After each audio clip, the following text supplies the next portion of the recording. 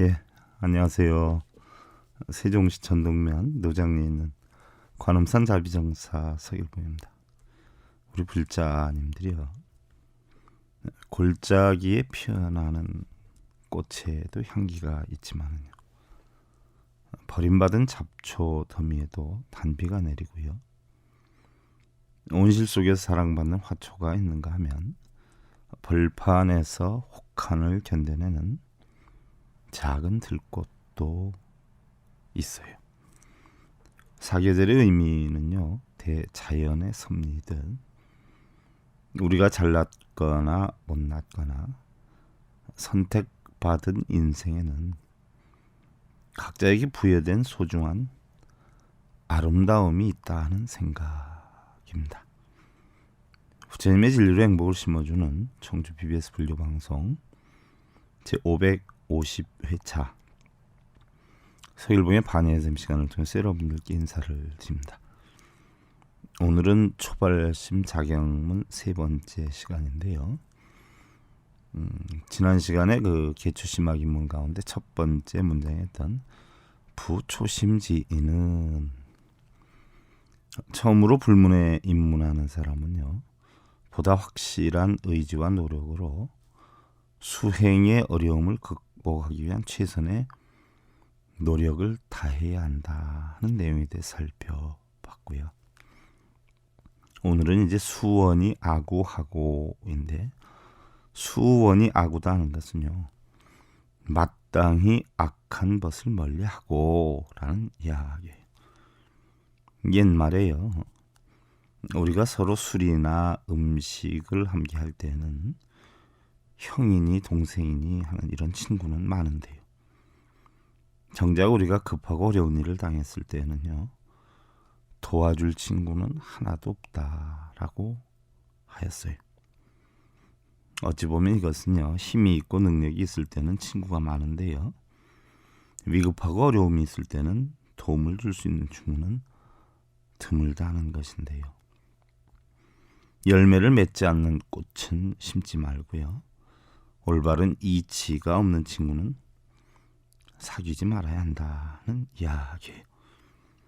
일반적으로 우리가 볼 때 악한 벗이다라고 하면요, 우리가 내면적 또한 주관적으로 판단하는 기준이 있겠고요, 또한 일반 객관적으로 판단하는 방법이 있는데요, 내면 주관적인 판단이라고 하는 것은요, 모든 것을 자기 자신을 기준으로 해서 분별을 해서 어떤 자신의 생각이나 말과 행동들을 잘 따라주고 또 이익이 될 만한 일들을 해주면 좋은 사람이다 라고 평가를 하고요.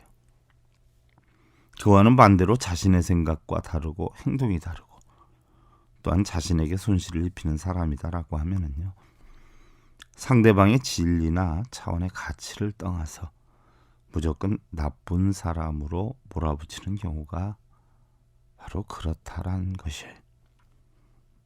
보편 타당한 일반적인 옳고 그름은 생각하지 않고요, 자신의 어떤 여건, 또 수준, 환경 등을 기준으로 하는 그런 좁은 식견의 잘못된 판단을 하면서도요, 오히려 자신의 하해야 할 도리나 책임보다는 자신이 받아야 할 권리나 이득만을 기준으로 해서 판단하는 편견이 많은데요.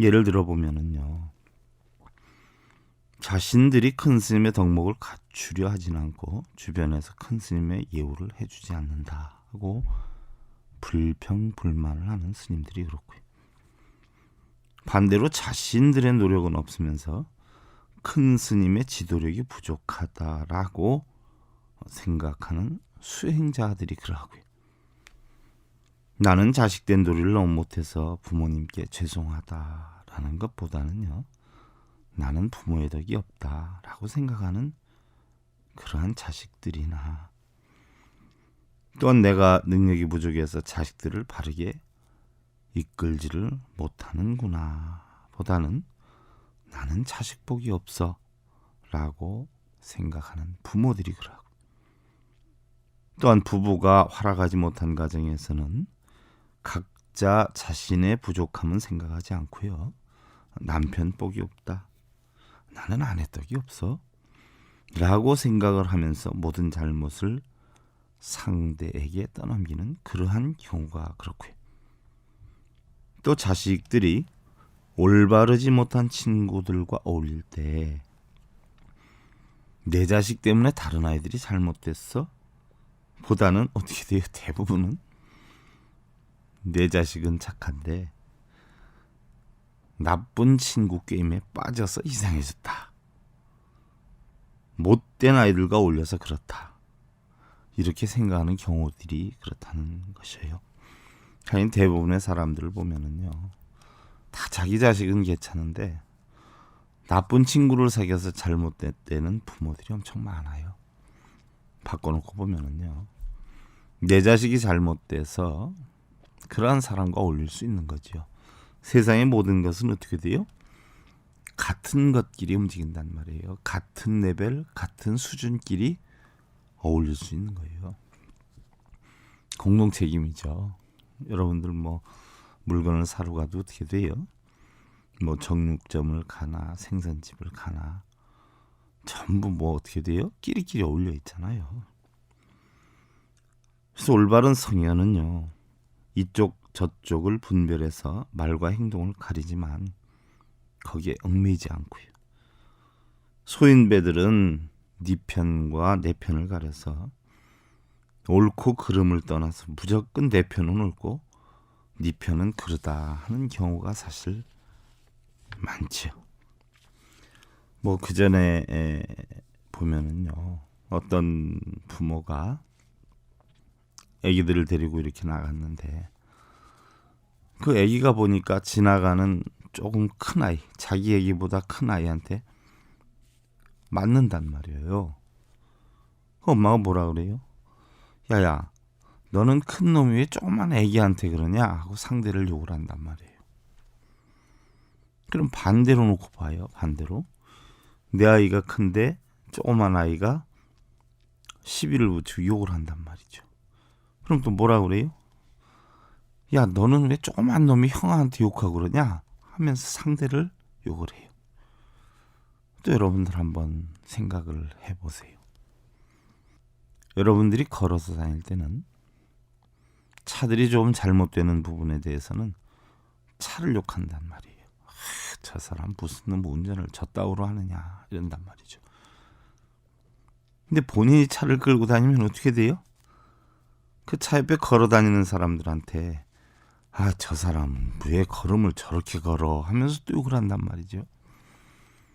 바로 내가 어느 관점에서 보느냐에 따라서 세상은 좋고 나쁨이 가려지고요. 내가 어느 관점으로, 내가 어느 면으로 이득이 되느냐에 따라서 나의 이득되는 면으로 우리는 세상을 판단하게 된다라는 얘기. 근데 우리 불교에서 일반 객관적 판단의 악한 벗이라고 하는 것은요, 첫째로 무엇이든 자신의 이익을 위해서 가져가려는 자라 이렇게 판단을 해요. 이러한 자들은 돈이나 권력이나 명예들이 있고 또 힘이 있을 때는 접근을 하다가 힘을 잃었을 때는 핑계를 대면서 떠나간다고 그래요. 둘째로 말이 교묘한 자인데요, 악한 벗의 유형들이에요. 진리는 변함이 없고 진실은 항상 흔들림이 없어요. 그런데 상대의 여건이나 역량에 따라 교묘한 말을 하는 기회주의자들은요, 사심이 있다는 것이에요. 세 번째로 가먼이설이 많은 자 이렇게 표현을 하는데요, 가먼이설이 많은 자는 진실의 부족함을 말로써 채우려 한다는 얘기죠. 쉽게 얘기하면 말이 많은 사람들은 행동력이 없죠. 행동력이 없는 사람, 많은 사람들은요, 반대로 말이 없어요. 그래서 말이 많은 사람들은요, 진실의 부족함을 행동으로 못하니까 못하는 만큼 말로 채운다 그러죠. 말이 많은 자는 보편적으로 실천력과 책임감이 부족하기 때문에 함부로 믿어서는 아니 된다는 얘기. 옛말에도 또 있지 않아요? 빈수레가 요란하다라는 이야기가 있어요. 또한 네 번째로 방탕의 반려자다라고 했어요. 진정으로 우리가 친구를 위한다면은요, 방탕의 반려자가 되어서는 아니 된다는 얘기예요. 친구가 부부싸움하고 나왔다라고 하면 이번 기회에 신랑 버르장머리를 고쳐주라고 때가 됐는데도 들여보내지 않고 술 먹으면서 같이 들어간다고 그래도 못 들어가게 하죠.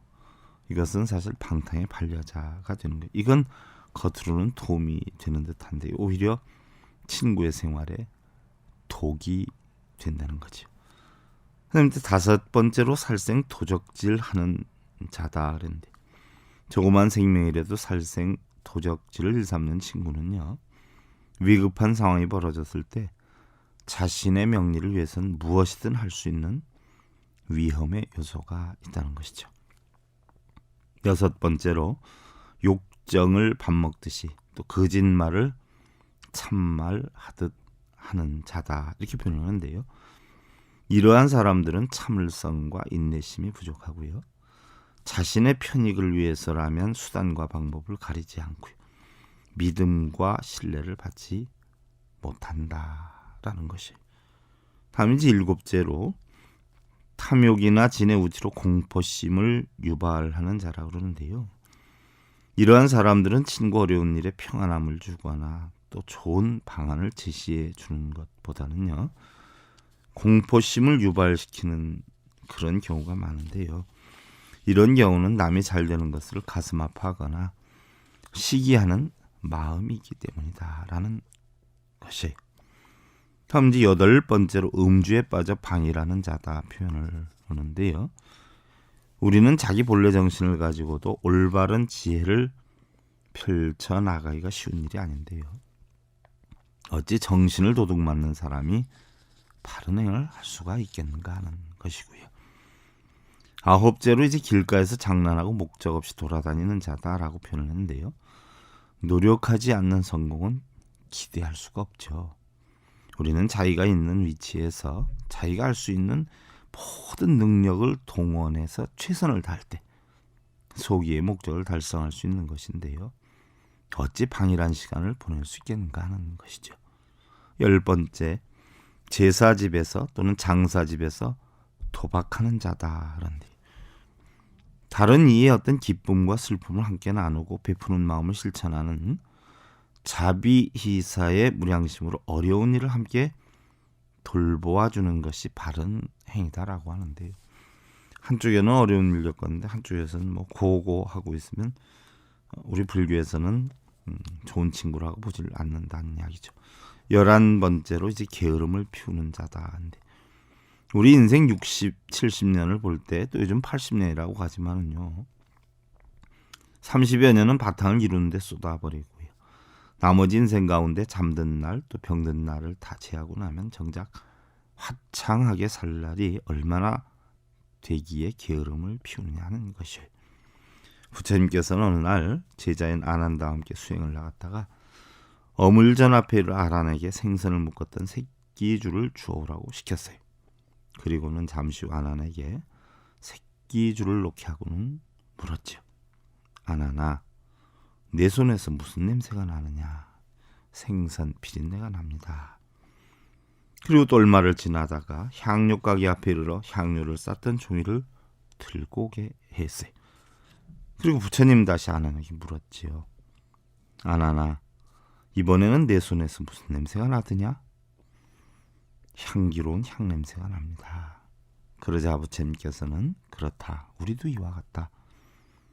좋은 벗을 가까이 하면 향기로운 향내가 나는 것과 같고 나쁜 벗을 가까이 하면 맡기 어려운 비린내가 나는 것과 같느니라 라고 하셨어요. 이와 같이 우리는 사귀는 사람에 따라서 거기에서 받는 영향이 상당히 크고요. 또한 그러한 인연이 각자의 성패를 좌우하는 자업자득이 되는 만큼요, 신중을 기해서 악한 것을 멀리해야 된다는 것이에요. 옛말에 보면은요. 그래서 서로 술이나 음식을 함께 할 때는 형이니 동생이니 하는 친구는 많은데요. 급하고 어려운 일을 당했을 때는 도와줄 친구는 하나도 없다라고 했던 것이에요.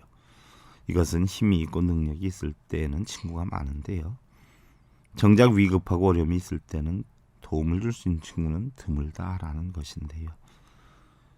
그래서 부처님께서는요, 열매를 맺지 않는 꽃은 심지 말고 올바른 이치가 없는 친구는 사귀지 말라라는 말씀을 하셨고요.